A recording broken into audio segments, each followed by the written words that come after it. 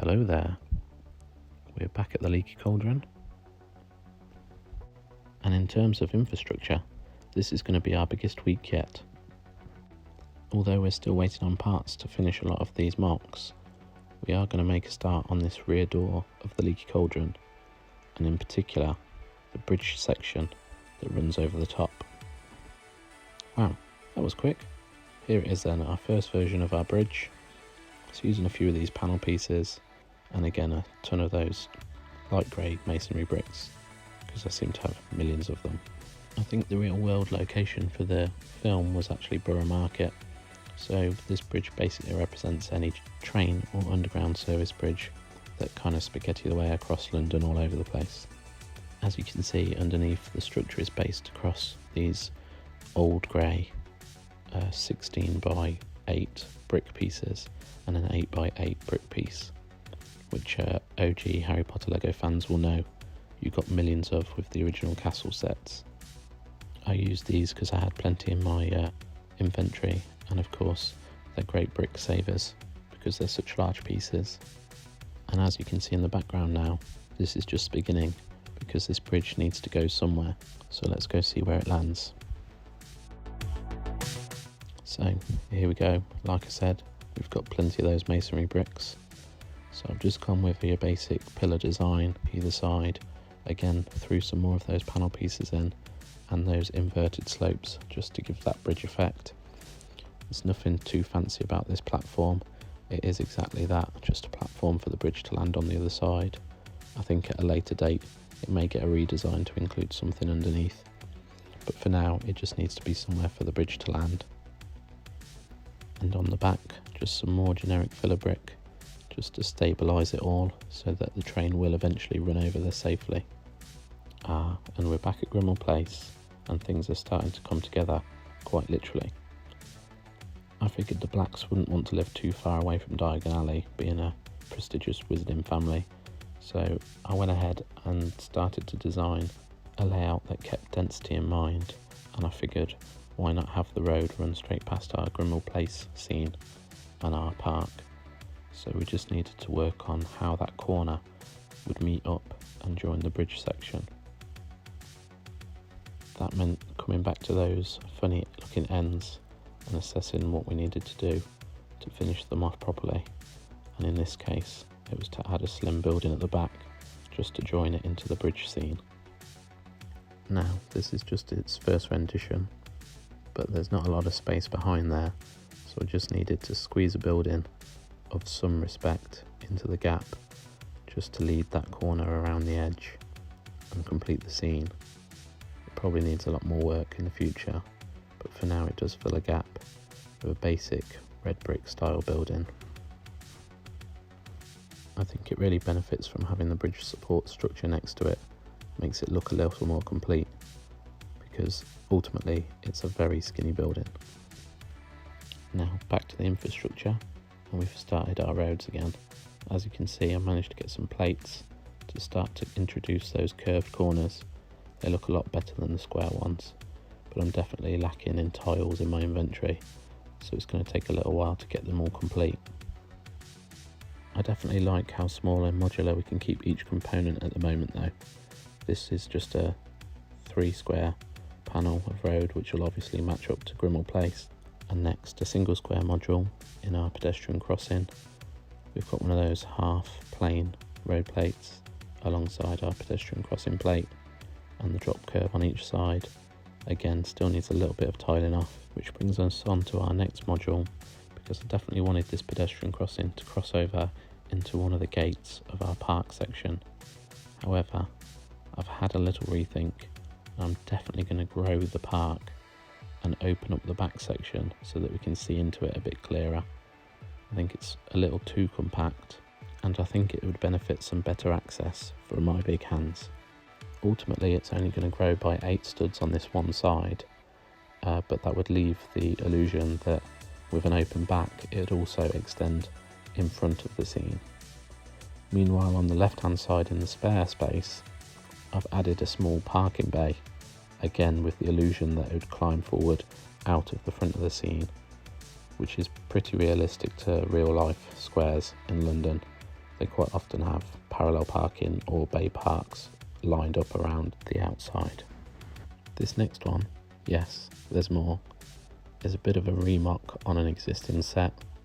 It's a Lego shop exclusive, and it's a 2-story replica of a Lego store.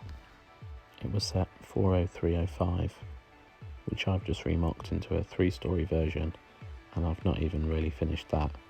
It's just a temporary measure to fill the back gap of my layout that you'll see later.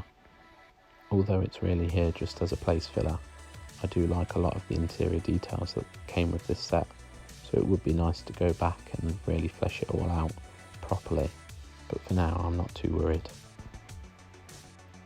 Another simple road layout, again very modular in design, with a little curved curb like that back section.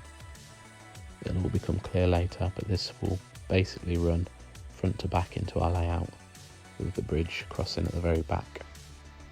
Right, I think we're ready to start piecing things together anyway, so let's start with getting that bridge section onto the back of Grimmauld Place, getting that road running across the front. Next in is the pedestrian crossing, and straight after that our park section. Hopefully you can start to see what the design's looking like in terms of expanding that park across the front of Grimmauld Place. Next in is our Lego store right at the back, just tucked away as a space saver for now, but you can start to see where this is heading. And although we're not quite ready for it, let's just see Diagon Alley lined up there as well. It's still got a few newer versions to come yet, so it's not been placed onto those Technic plates yet. But you can definitely now get a sense of the geography of the layout. And dare I say it, is this a Lego city? Yes, of course it is, and it's starting to look the part. Just throwing a few vehicles on there just so you get a sense of what the road layout will look like, and I think those curved sections definitely improve it. Moving past Grimmauld Place, definitely looks alright in front of that park section, especially once that park's been extended. It'll make a lot of sense, and we'll get a better view through the park if I take that back wall out. And then down to the left, we've just got our Mini parked up in one of those bays, and the road layout running front to back across the layout. The bridge isn't quite level or set yet, partly because our leaky cauldron isn't on the base plates correctly yet. I've got quite a bit of missing tiling behind the bay, and to mark out the bays themselves, maybe some white tiles, but that doesn't look too strange on that corner, despite having the bay right up against the junction into a road as well. And the ground floor of the leaky cauldron, definitely looking good, and that view down the street to the rear door as well looks great as well. Definitely happy with the ground floor of the leaky cauldron build so far, and that should look right eventually once we've set the bridge properly on each side.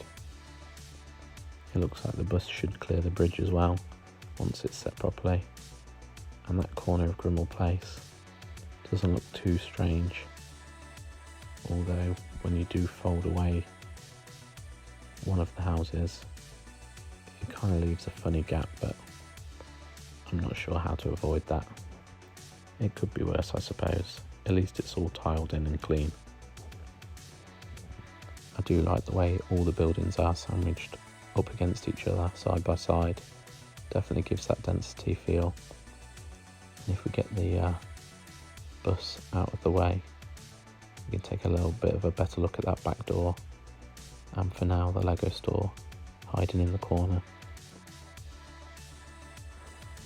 What I've been really looking forward to though is linking this new Grimmauld Place set all the way across to our Diagon Alley set, and that will definitely be the next large infrastructure project to tie the two together. When I first built my Diagon Alley set, one of the first modifications I did was to add some terrain underneath so that I could have a hill running from the bottom of Ollivander's all the way up to the Weasley's joke shop. It's much more realistic to the movies.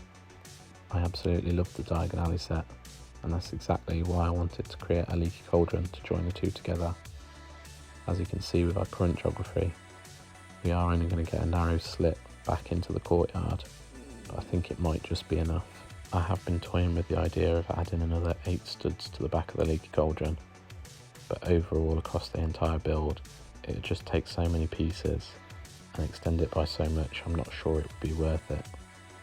For now, I think we still will get a window that overlooks the alley, as well as a join through the courtyard, and I think that's the main 2 boxes ticked.